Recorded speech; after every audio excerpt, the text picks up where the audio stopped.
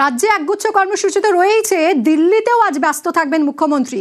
দিল্লিতে আজ মুখ্যমন্ত্রী শুভেন্দু অধিকারী কোন মন্ত্রী কোন দফতর পাবেন, দফতর বন্টনের আগে শীর্ষ নেতাদের সঙ্গে বৈঠক করার কথা তার। অমিত শাহের সঙ্গেও বৈঠকের সম্ভাবনা রয়েছে।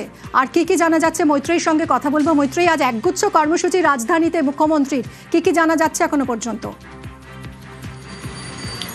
দেখো, এখনো পর্যন্ত যেটা জানা যাচ্ছে যে একেবারেই দপ্তর বন্টনের গতকালই আমরা দেখেছি যে মন্ত্রিসভা শপথ গ্রহণ করেছে এবং দপ্তর বন্টন হওয়ার কথা আগামীকাল অর্থাৎ বুধবার ক্যাবিনেট বৈঠকের আগে এই দপ্তর বন্টনের কথা। এবং দপ্তর বন্টনের আগে চূড়ান্ত পর্বের আলোচনা সারার জন্যই কিন্তু ঝটিকা সফরে দিল্লি আসতে চলেছেন শুভেন্দু অধিকারী। আজকে সন্ধে 7টা নাগাদ তার এসে পৌঁছানোর কথা দিল্লিতে। তারপরে তার বেশ কয়েকটি বৈঠক রয়েছেন এবং যেটা আমরা জানতে পারছি যে কেন্দ্রীয় স্বরাষ্ট্রমন্ত্রী অমিত শাহর সঙ্গেও তার একটি বৈঠক হওয়ার কথা। বৈঠক সেরে আজ রাতেই কিন্তু দিল্লি থেকে কলকাতায় ফেরার কথা শুভেন্দু অধিকারীর। ইতিমধ্যেই যারা কেন্দ্রীয় মন্ত্রী, যারা রাজ্যের মন্ত্রিসভার যারা শপথ গ্রহণ করেছেন তাদের মধ্যে বিশেষত গুরুত্বপূর্ণ দপ্তরগুলি কোথায় বন্টন করা যাবে এখনো পর্যন্ত বেশ কিছু বিষয় সম্পর্কে কিছু সম্ভাবনা রয়েছে এবং সেই বিষয় নিয়ে চূড়ান্ত আলোচনার জন্য শুভেন্দু অধিকারী দিল্লি উড়ে আসছেন বলে আমরা জানতে পারছি।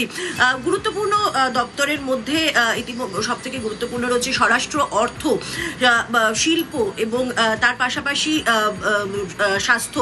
এই সমস্ত যে ইম্পর্টেন্ট দপ্তরগুলো রয়েছে ইতিমধ্যেই আরো দুটি ইম্পর্টেন্ট দপ্তর কিন্তু ইতিমধ্যেই বন্টন করা হয়েছে, অর্থাৎ পঞ্চায়েত এবং তার পাশাপাশি নারী ও শিশু কল্যাণ এবং পুর নগর উন্নয়ন দপ্তর, সেগুলো ইতিমধ্যেই বন্টন করা হয়েছে। সেখানে কোনো রিশাফেলিং করা দরকার আছে কিনা, তার কারণ সরকারের অর্থাৎ গতকাল আমরা যে দেখলাম 35 জন মন্ত্রী শপথ নিলেন, তাদের বন্টন নিয়েও আজ গুরুত্বপূর্ণ বৈঠক হতে পারে।